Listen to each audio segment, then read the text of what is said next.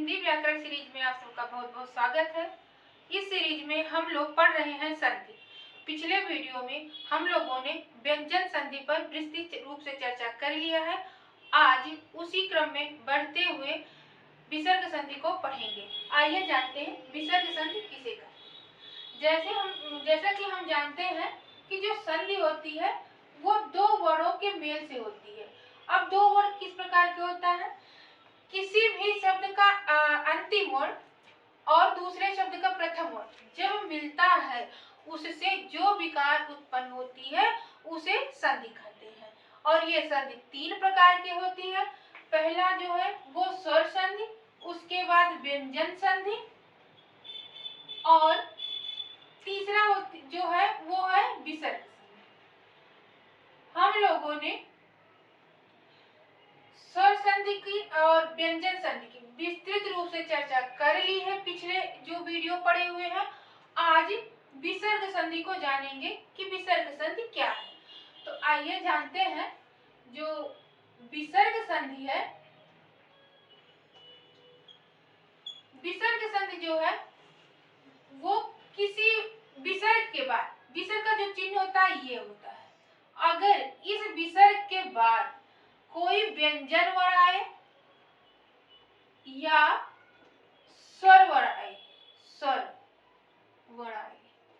इन दोनों में से कोई भी आए तो इन दोनों कंडीशन पर मिलने पर जो विकार उत्पन्न होगा वो विसर्ग संधि की होगी।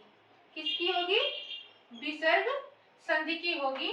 जो विसर्ग के बाद यदि व्यंजन वर्ण आए या स्वर वर्ण आए तो इन दोनों वर्णों के मेल से जो विकार उत्पन्न होगी, विकार का मतलब होता है परिवर्तन, जो परिवर्तन होगा वो विसर्ग संधि की होगी। जैसे कि हम लोग देखिए जाने एक शब्द है नी प्लस रो। अब ये विसर्ग है, विसर्ग के पहले ई है, इसके बाद क्या है? व्यंजन वर्ण है। ये व्यंजन है और ये विसर्ग है। ये जो चिन्ह हमको यहाँ देखना, विसर्ग संधि में इस चिन्ह को देखना है। विसर्ग संधि का प्रयोग ज्यादातर तत्सम शब्दों में होता, संस्कृत शब्द में होता है। कोई जो तत्सम शब्द होता है वहां पर भी विसर्ग संधि का प्रयोग किया जाता है। तो जब इन दोनों का मेल होगा तो जो नया शब्द बनेगा वो बनेगा निरोग। अब ये किस प्रकार से बनेगा ये तो नियम बताएगा कि किस प्रकार से बनता है। दूसरा है एक शब्द है अधः, अधः प्रति प्लस गति। यहाँ भी विसर्ग है और विसर्ग के बाद यहाँ पर जो गा है ये व्यंजन संधि है। ये है व्यंजन और ये है विसर्ग। हमें ये विसर्ग को देखना है और इन दोनों के मेल से जो विकार उत्पन्न हुआ वो वर्ण का हो गया और ये बन गया शब्द जो नया बना वो बना अधोगति। अधोगति। अब हम इन सारे जो ये शब्द निर्माण कर रहा विसर्ग संधि जो है, ये जो नए शब्द बना रहे हैं या जो विकार उत्पन्न हो रहा है ये किस प्रकार से होता है? तो ये संधि जो है वो नियम पे चलता है। तो हम लोग अब एक एक करके इसके जितने नियम है, मुख्य नियम है, उसको जानेंगे कि नियम के तहत कैसे शब्द का निर्माण हो रहा है। नंबर 1 में क्या कह रहा है कि यदि विसर्ग के पहले आ हो और यहाँ पर विसर्ग लगा हो, इसके बाद वर्ग का तीसरा, चौथा या पांचवा वर्ण हो या अंतस्थ व्यंजन मतलब या, रा, ला या वा मत हो। तीसरा, चौथा, पांचवा मतलब का वर्ग, चा वर्ग, टा वर्ग, ता वर्ग और पा वर्ग। इन वर्गों में से पहले दूसरे वर्ण को छोड़कर बाकी तीन वर्ण जो होगा, जैसे गा, घा, अंगा और जा, झा, इया, डा, ढा, अड़ा, ऐसे करके जो ये वर्ण आए उसके बाद अंतस्थ वर्ण में या, रा, ला, वा हो या हा वर्ण हो। तो इन सभी वर्णों के मेल से इनमें से कोई वर्ण हो या और आगे आ हो और विसर्ग हो, पहले विसर्ग हो बाद में इनमें से कोई भी वर्ण हो, तो जो ये विसर्ग है इसका ऊ हो जाएगा। जो विकार उत्पन्न होगा अर्थात जो परिवर्तन होगा वो ऊ हो जाएगा। और विसर्ग के पहले आ है, जब विसर्ग का ऊ हो गया तो इसके पहले आ है, कह रहा आ है, तो जब ये आ के बाद ऊ आएगा, कह रहा के बाद आता है तो ये दोनों हम लोगों ने जब वर्ण पढ़ा था तो वहां पे जाना था कि आ और उ दोनों मिलकर ओ हो जाते हैं, वो बन जाते हैं एक। जब हम संयुक्त व्यंजन पढ़ रहे थे, संयुक्त वर्ण पढ़ रहे थे, संयुक्त स्वर पढ़ रहे थे, तो उसमें हम लोगों ने पढ़ा था कि आ के बाद ये उ आता है तो ओ हो जाता है। तो क्या होता है, जब इन वर्णों के बाद विसर्ग के बाद ये वर्ण आता है और तो इसका उ हो जाता है और उ का ओ बन जाता है, यानी जो विकार उत्पन्न होता है वो ओ में बदल के होता है। कैसे होता है तो उसे हम जानते हैं। जैसे अभी हमने उदाहरण लिया था अध प्लस गति। अब यहाँ पर विसर्ग है और यहाँ पर व्यंजन वर्ण है, ये है विसर्ग और यह है व्यंजन वर्ण। और इसके पहले ये जो धा है इसमें हलंत नहीं लगा है, तो जाहिर सी बात है कि यहाँ पर आ जो है हरस वार छुपा हुआ है। तो जब ये व्यंजन वर्ण से मिला, जब इसे हम जोड़े और जो विकार उत्पन्न हुआ वो किस में हो गया, उ में हो गया। और यहाँ से हमने इसको आ को निकाला तो और इसको जोड़ेंगे, तो जब जोड़ेंगे तो ये जब दोनों विकार उत्पन्न करेंगे, जो नया बनेगा वर्ण, जो परिवर्तन होगा ओ में बदल जाएगा। अब हम जब शब्द बनाएंगे तो जो ये आ है, आ और धा, ये हलंत लगा हुआ उतर कर आएगा और इसके बाद जो वर्ण है वो जस का तस ही रहेगा, उसमें कोई परिवर्तन नहीं होता। तो यहाँ पर ये गति उतर आया। अब देखिए ये शब्द कहाँ बनेगा, ये व्यंजन वर्ण है और इसका जो मात्रिक रूप होता है इस प्रकार से होता है और ये कहाँ लगता है, अपने आगे वाले वर्ण व्यंजन वर्ण पर लगता है। तो जाहिर सी बात है वो धा पर लगेगा, तो यहाँ पर लग गया और ये यहाँ आ गया और प्लस गति है तो यहाँ पर हम लोगों ने गति लिख दिया, शब्द बन गया अधोगति। तो इस प्रकार से पहला नियम क्या कह रहा है, सरल भाषा में है कि पहला नियम ये कह रहा है यदि विसर्ग के बाद वर्ग का तीसरा, चौथा या पांचवा वर्ण आता है या अंतस्थ व्यंजन आता है या हा आता है, तो इन सारे कंडीशन में जो आ है वो विसर्ग है वो उ में परिवर्तित हो जाता है और जो उ है वो आ, चूंकि आ के बाद आता है तो जो ये अपना रूप भी बदल लेगा, ये जब जुड़ेगा उ आ के साथ तो रूप बदलकर ओ में परिवर्तित हो जाएगा। तो जो उच्चारण होगा शब्द में वो ओ का होता है और इस प्रकार से शब्द बन जाता है अधोगति। अब हम उसी नियम के तहत अन्य उदाहरण देखेंगे। देखिए शब्द है, पहला शब्द है वयः प्लस वृद्धि, तो इसको जो हम मिलाएंगे उसी नियम पर तो शब्द बन जाएगा वयोवृद्ध, वयोवृद्ध। अब आप लोग उस नियम पर बनाकर कॉपी में देखिए। अधा प्लस पतन है तो शब्द बन जाएगा अधोपतन, अधोपतन। तीसरा शब्द है मनः प्लस विकार, तो शब्द बन जाएगा मनोविकार। चौथा शब्द है पयः प्लस दा और शब्द बनेगा पयोद। किस प्रकार से बनेगा ये हम नियम में जान चुके हैं। आप लोगों को अब उस नियम के तहत इसको तोड़कर बनाना है और जब 4, 6, 7 शब्द बना लेंगे आप तो आपको आसान हो जाएगा। अब देखिए चौथा शब्द है यशः प्लस धरा, तो शब्द बन जाएगा यशोधरा। ये जितने भी यहाँ शब्द हैं ये किसी न किसी प्रतियोगी परीक्षा में आए हुए हैं। अब पांचवा है मनः प्लस हार, शब्द बन जाएगा मनोहर, मनोहर। ये जो है इसके विसर्ग संधि के अन्य उदाहरण है। एक ऐसे शब्द देकर भी प्रश्न पूछ लेता है कि वयोवृद्धि में कौन सी संधि है, अधोपतन में कौन सी संधि है, मनोविकार में कौन सी संधि है, पयोध में कौन सी संधि है, यशोधरा में कौन सी संधि है और मनोहर में कौन सी संधि है, तब भी हमें विसर्ग संधि लगाना। यदि आप नियम जानते हैं तो तुरंत आप अपने प्रश्न को सही कर पाएंगे और नंबर बढ़ा सकेंगे अपने प्रतियोगी परीक्षा में। अब हम देखेंगे नियम नंबर 2। अब इस नियम के तहत कुछ अपवाद हैं, ये दो शब्द उसको हम लोग देख लेते हैं। पहला है पुनः प्लस जन्म, अतः प्लस धान। अब देखिएगा, इसमें कोई परिवर्तन नहीं है, बात तो वही है, चीजें वही बताया गया है, शब्द तोड़ने पर वही आ रहा है, लेकिन परिवर्तन उस प्रकार नहीं होता। तो हम इसे अपवाद के कैटेगरी में रख लेते हैं कि ये शब्द अपवाद है क्योंकि इसमें कोई परिवर्तन नहीं होता। ऐसा हमारे समाज में भी कुछ लोग ही होते हैं जिसे अपवाद में रख लेते हैं, उनमें कोई किसी का कोई असर कहे सुने का नहीं पड़ता। तो इन शब्दों में भी किसी नियम का कोई असर नहीं पड़ता, तो ये अपवाद में आता है, ये अपने ही रूल में चलता है, कोई नियम वयम नहीं मानता है। तो देखिए यहाँ जो है इसको तो बदलना चाहिए था अगर उस नियम के तहत पढ़े तो, लेकिन बदलेगा नहीं, ये पुनः प्लस जन्म होगा अगर हम तोड़ेंगे, लेकिन जब शब्द बनाएंगे तो बनाएंगे पुनर्जन्म।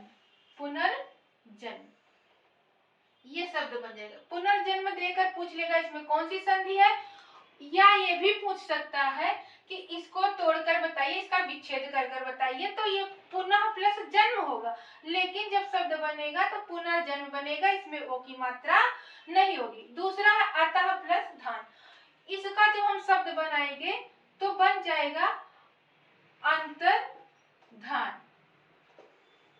अंतर्धान, यहाँ पर रेफ वाला मात्रा लग जाता है, लेकिन कोई ओ की मात्रा नहीं होता, अर्थात नियम के तहत नहीं आता, जबकि देखने में विसर्ग के पहले आ भी है और बाद में जा यानी तीसरा वर्ण है, धा यानी चौथा वर्ण है, लेकिन कोई परिवर्तन नहीं हो रहा। तो आप लोगों को इन दोनों चीज को तो याद करना है, मतलब नियम के तहत नहीं करना है, मन में याद कर लेना है कि अगर ये दोनों वर्ड आते हैं जो अपवाद की कैटेगरी में रखे गए हैं, उनमें कोई परिवर्तन नहीं हो रहा, और ज्यादातर प्रश्न यहाँ से बन भी जाते हैं। तो अब हम देख लेंगे नियम नंबर 2 को। नियम नंबर 2 कह रहा है विसर्ग संधि का, यदि विसर्ग के पहले आवर हो और उसके बाद यानी इसके बाद का हो, खा हो, पा हो या फा हो, इनमें से कोई भी वर्ण हो तो जो ये विसर्ग है इसका कोई परिवर्तन नहीं होगा। ये इसके साथ मिले या इसके साथ मिले या इसके साथ मिले तो कोई परिवर्तन नहीं होगा, कोई परिवर्तन नहीं होगा, यानी कोई विकार नहीं होगा, विसर्ग जस का तस रह जाएगा। अब कैसे होगा हम इन उदाहरण के माध्यम से देखेंगे। शब्द है प्रातः काल। अब ये देखिए प्रातः काल, तो ये कह रहा है कि अगर विसर्ग पहले आ हो तो ता में आ है और ये विसर्ग है और इसके बाद का वर्ण है, तो यहाँ शब्द बन जाएगा प्रातः काल। और ये अंतःपुर, अब ये अंतःपुर का जो शब्द बनेगा इसमें कोई परिवर्तन नहीं होगा, ये विसर्ग जस का तस रहेगा और जो शुद्ध शब्द है वो बनेगा अंतःपुर। अंतःपुर। अधःपली, तो ये जो शब्द बनेगा वो धा के बगल जो विसर्ग लगा वैसे रहेगा और जैसा शब्द है वैसा रहेगा। तो ऐसे और भी शब्द है कई सारे, आप उसको अधोपतन हुआ और शब्द और बहुत सारे हैं, तो उन सारे शब्दों को निकालिए और लिखिए, तो आप पहचान पाएंगे कि किसमें परिवर्तन हो रहा है, कहाँ विकार उत्पन्न हो रहा, कहाँ विकार नहीं उत्पन्न हो रहा। इससे बहुत ज्यादा आसान हो जाएगा आप सबको संधि समझ। अब नियम नंबर 3 क्या कह रहा है, जो विसर्ग संधि का है, कह रहा है यदि विसर्ग संधि के बाद, यानी ये विसर्ग संधि है, विसर्ग है, इसके बाद ये विसर्ग है, इसके बाद यदि इस विसर्ग के बाद चाय या छाय या टाय या ठाय, तब जब ये विसर्ग इससे मिलेगा तो ये किसमें परिवर्तित हो जाएगा, साम, और जब ये इससे मिलेगा तो ये परिवर्तित हो जाएगा सामे, अर्ध सामे। तो ये यही कह रहा है। तीसरा नियम क्या कह रहा है कि यदि विसर्ग के बाद छावर आए या चावर आए या छावर आए तो ये अर्ध सा में परिवर्तित हो जाता है, और जब विसर्ग के बाद टाए या ठाए तो ये जो है अर्ध मूर्धन्य सा में परिवर्तित हो जाता है, यानी ये तालव्य सा में परिवर्तित हो जाता है और ये मूर्धन्य सा में या मूर्धा सा में परिवर्तित हो जाता है। तो किस प्रकार से हो जाता है, आइए हम लोग इसे उदाहरण के माध्यम से देखते हैं। पहला है जो वो हरीश प्लस चंद है।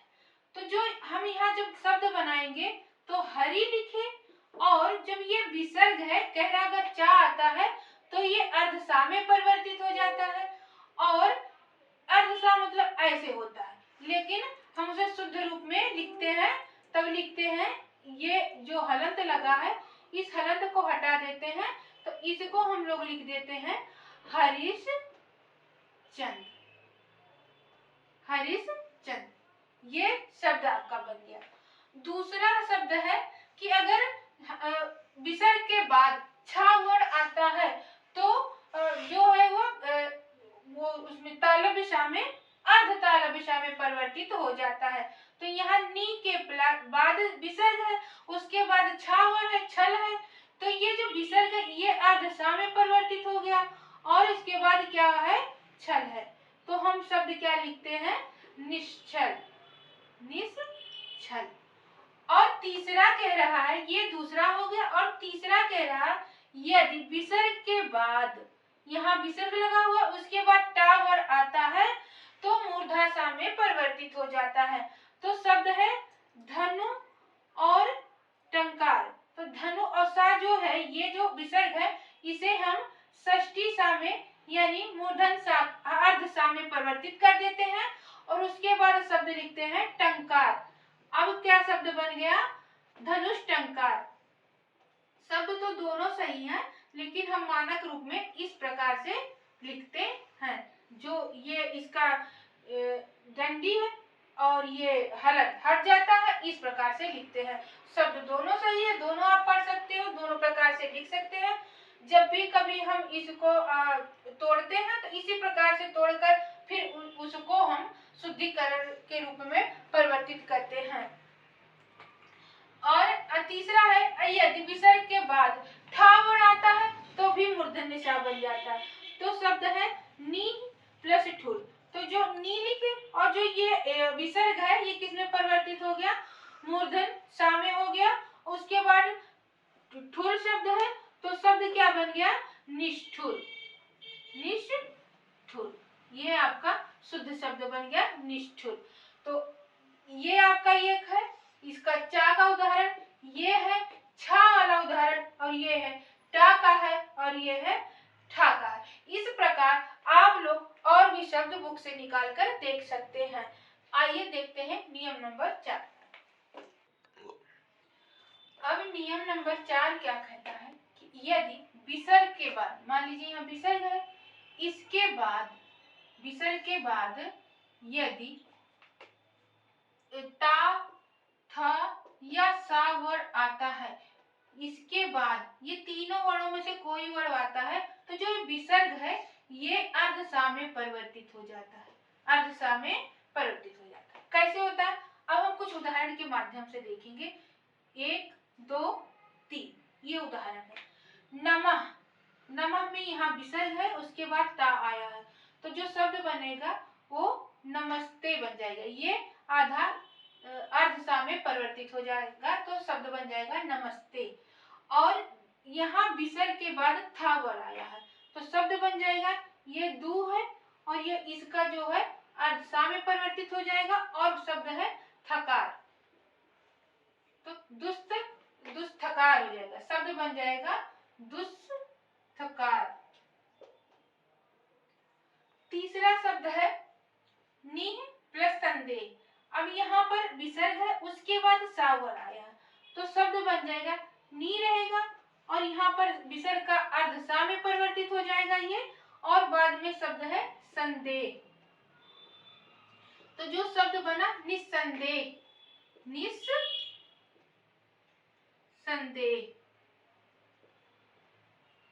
ये आपका शब्द बन गया। तो इस प्रकार नियम नंबर 4 कहता है कि अगर विसर्ग के बाद ता, था और सा वर्ण आता है तो जो विसर्ग है वो उच्चारण करते समय या नया शब्द बनाते समय जो विकार होगा वो अर्ध सा का होगा। अब हम देखेंगे नियम नंबर 5 को। अब नियम नंबर 5 क्या है? यदि विसर्ग के बाद कह रहा है कि यदि विसर्ग है, इसके विसर्ग के पहले ई है या उ है, ह्रस्व ई है या ह्रस्व उ है, यानी इसके पहले ह्रस्व ई है या दीर्घ ह्रस्व उ है, इन दो वर्ण है।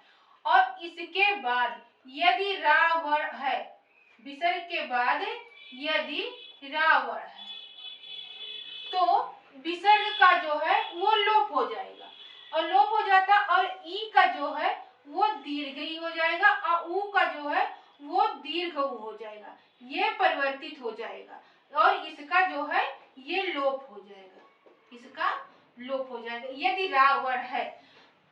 क्या कह रहा है?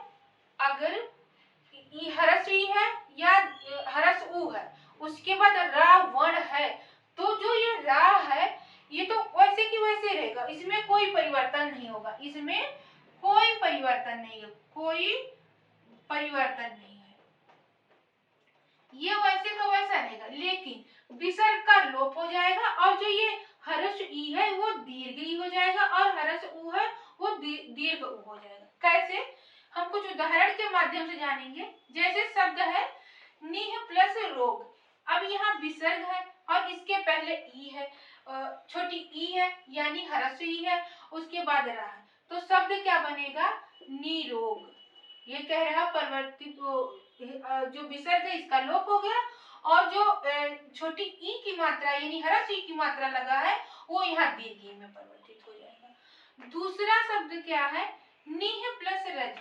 अब ये कह रहा है इस विसर्ग का तो लोप हो जाएगा, और जो ह्रस्व ई है ये दीर्घ ई हो जाएगा, और इधर का जो वर्ण है रा और ज ये जस का तस रहेगा, तो यहाँ शब्द बन जाएगा नीरज। शब्द क्या बना? नीरज। दूसरा कह रहा है कि ये विसर्ग के पहले ह्रस्व उ है और उसके बाद रा है, तो जो ये ह्रस्व उ है वो बन जाएगा दीर्घ उ, और ये जो विसर्ग है इसका लोप हो जाएगा, और ये जस का तस रहेगा, तो शब्द बन जाएगा दुराज। कह रहा है अगर ह्रस्व उ है विसर्ग के पहले तो इसका तो लोप कर देंगे, और जो ये उ है वो दीर्घ उ बन जाएगा, तो यहाँ शब्द क्या बनेगा? चक्षु, और जो इधर है ये वैसे का वैसे रहेगा, तो ये बन जाएगा चक्षु रोग। चक्षु रोग मतलब आंख का रोग। तो ये है इसके नियम के तहत जो उदाहरण है और जो शब्द बना रहे हैं, निरोग, नीरज, दुराज, चक्षु रोग। इस प्रकार अन्य शब्द भी बनते हैं। अब नियम नंबर 6 क्या कह रहा है कि यदि विसर्ग है और उसके पहले आ को छोड़कर, इस ह्रस्व या दीर्घ आ इन दोनों वर्णों को छोड़कर, इसे छोड़कर बाद में इसके बाद कोई भी अन्य स्वर आए, इसके बाद कोई अन्य स्वर आए, चाहे वो आ ही क्यों ना आता हो, इसके पहले ये आ ना आया हो, यानी विसर्ग के पहले आ और आ ना आया हो, दीर्घा ह्रस्व और दीर्घा विसर्ग के पहले ना आया हो, बाद में चाहे स्वर कोई भी स्वर हो या किसी भी वर्ग का तीसरा, चौथा या पांचवा, इन तीनों में से कोई भी वर्ण हो, प्रत्येक वर्ग का, हम जानते हैं वर्ग 5 वर्गीय अक्षर को कहते हैं, का वर्ग, चा वर्ग, टा वर्ग, ता वर्ग और पा वर्ग। इन वर्गों में से जो तीसरा, चौथा, पांचवा में से कोई भी अक्षर हो,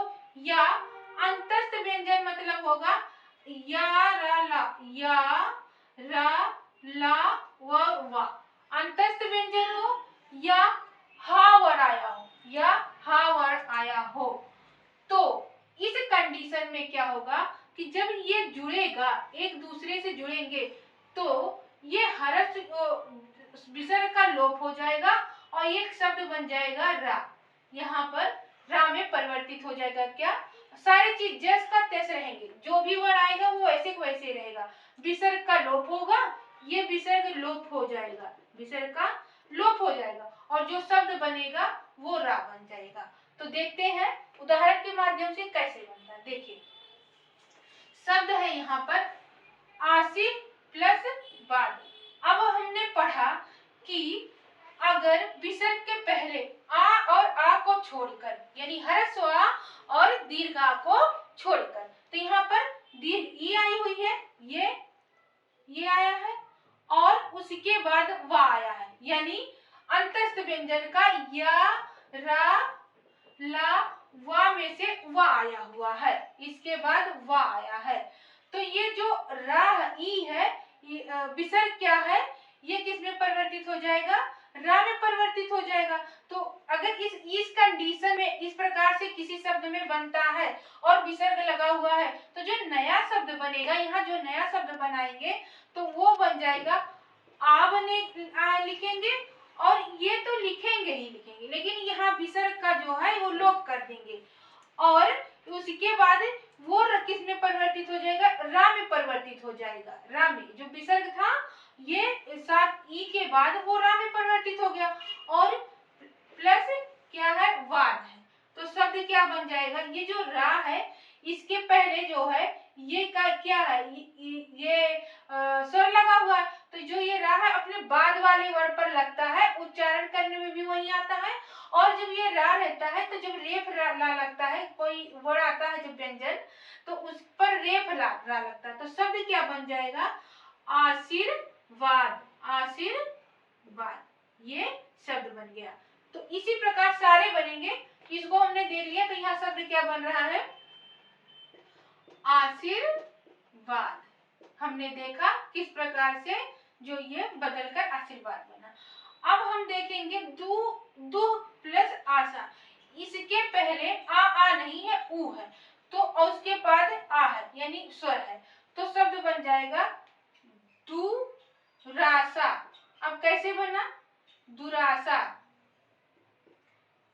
इस विसर्ग का लोप हो गया, लोप होने के बाद ये विसर्ग किसमें, ये देखिए यहाँ जो है ये शब्द आ गया, दू था ये, और लोप होकर वो किसमें परिवर्तित हो गया, राम में, और उसके बाद क्या है, आशा है।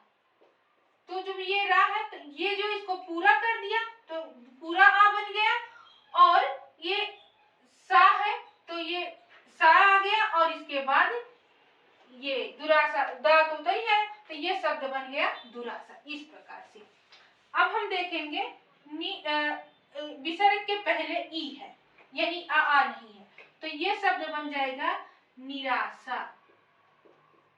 सेम इसी प्रकार से जैसे अभी हम लोगों ने पढ़ा उसी तरीके से ये भी बनेगा। और ये क्या है, निरीक्षण, तो ये देखिए अब ये शब्द क्या बनाएंगे, नी है, और ये जो है विसर्ग है ये लोप हो गया, और ये क्या हो गया, अर्धसा में परिवर्तित हो गया, और ये क्या है, ईक्षण है, ये इसमें कोई परिवर्तन नहीं हो गया, तो ये ऐसे ही रहेगा। तो ये इस पर मात्रा लगाएगा, तो जो मात्रा लगाएगा इसके दीर्घ ई का जो मात्रा होता है इस प्रकार से होगा, तो रा में बड़ी ई की मात्रा हो गई, नी हो गया, और यहाँ पर जो है क्षण था ही, और ये जो है निरीक्षण, शब्द बन गया निरीक्षण, नी है प्लस इक्षण, ये क्या शब्द बना, निरीक्षण। ऐसे भी पूछ लेता है आशीर्वाद में कौन सी संधि है, तो विसर्ग संधि है। दुराशा में कौन सी संधि है, विसर्ग संधि है। और इसको अगर विच्छेद करते हैं तो इस प्रकार से करते हैं। निरीक्षण में कौन सी संधि है, तो इसमें विसर्ग संधि है। और निराशा में कौन सी संधि है, तो विसर्ग संधि है। अब हम कुछ इसके अपवाद शब्द हैं जिसे हम जान लेते हैं, जो परीक्षा में बार बार पूछे जाते हैं। विसर्ग संधि के कुछ अपवाद शब्द हैं जिसे हम देख लेते हैं। पहला है पुनः प्लस जन्म, दूसरा है अंतः प्लस धान, और तीसरा है नमः प्लस कार, चौथा है पुनः प्लस कार। जैसे कि हमने नियम में पढ़ा है कि यदि विसर्ग के बाद तीसरा चौथा पांचवा वर्ड आता है तो वो ओ में परिवर्तित हो जाता है, लेकिन यहाँ कोई परिवर्तन नहीं होगा, यहाँ पे परिवर्तन जो होगा वो राम में हो जाता है, तो शब्द बनेगा पुनर्जन्म, यह अपवाद शब्द है। दूसरा है अंतर्धान, तो यह शब्द यहाँ भी कोई परिवर्तन नहीं होगा, यहाँ भी अंतः धान हो जाएगा, अंतर्धान ये शब्द बनेगा। जबकि ये कह रहा है कि परिवर्तित होकर, वो नियम जो बताया गया है वो कह रहा है कि जो परिवर्तित होगा वो ओ में परिवर्तित है। नियम के तहत तो यहाँ ओ हो जाना चाहिए, लेकिन यहाँ ओ नहीं हो रहा है, यहाँ पर रा बन जा रहा है। तो ये अपवाद है, इसे हमें ध्यान देना है। और यहाँ पर कह रहा, एक नियम हमने और पढ़ा था कि यदि विसर्ग के बाद का, खा, प और फा वर्ड आता है तो जस के तैसे ही विसर्ग रहता है, उसमें कोई परिवर्तन नहीं होता। लेकिन ये दोनों अपवाद है, यहाँ पर अर्धसा निर्मित हो जाता है, अर्धसा बन जाता है। जैसे शब्द बन जाता है नमस्कार, यहाँ पर परिवर्तन हो जाता है। यहाँ पे शब्द बन जाएगा पुरस्कार, पुरस्कार। ये है ये चार शब्द जो है ये विसर्ग संधि के अपवाद शब्द हैं। तो इसे हमें कई बार देख लेना है, जिससे हमें अच्छे से याद हो जाए कि यहाँ पर कोई परिवर्तन नहीं होता, ये अपवाद है, यहाँ पर ये नियम नहीं काम कर रहा है। ये हमारा विसर्ग संधि का जो महत्वपूर्ण नियम था, महत्वपूर्ण बिंदु थे, उन सारी चीजों पे हम लोगों ने अच्छे से चर्चा कर लिया है। और उम्मीद करती हूँ आप सबको संधि बहुत अच्छे से समझ में आ गया होगा। फिर भी अगर आप सबको कहीं भी कोई भी डाउट रह जाता है या कहीं भी जो चीज समझ में नहीं आता है, वो सब चीज पढ़ने के बाद आप कमेंट बॉक्स में जरूर लिखिए। और मिलते हैं नेक्स्ट वीडियो में नेक्स्ट टॉपिक के साथ। तब तक के लिए आप सब